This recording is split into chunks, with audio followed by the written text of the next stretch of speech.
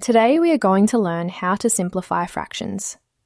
Simplifying fractions means converting a fraction to the equivalent fraction that has the smallest possible numerator and denominator. Let's look at the first example. Simplify 6 over 8. To simplify a fraction, we need to find the highest common factor of both numbers. To do this, we take the smaller number, 6, and write out its factors. 6 can be factored out as 1 times 6 and 2 times 3. This means its factors are 1, 2, 3, and 6. Now we need to find the highest factor of 6 that fits into 8. In this case, it is 2.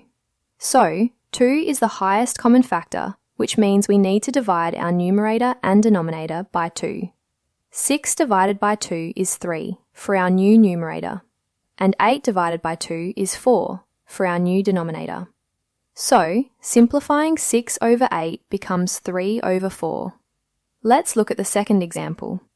Simplify 21 over 35. For this fraction, we need to find the highest common factor of both numbers. So, we take the smaller number, 21, and write out its factors. 21 has factors of 1, 3, 7, and 21.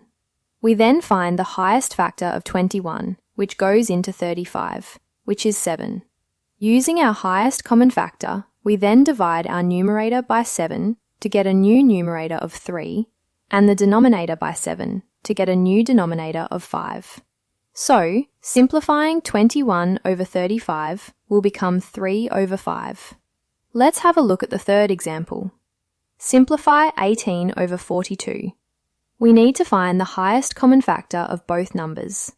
Taking the smaller number, 18, its factors are 1, 2, 3, 6, 9, and 18.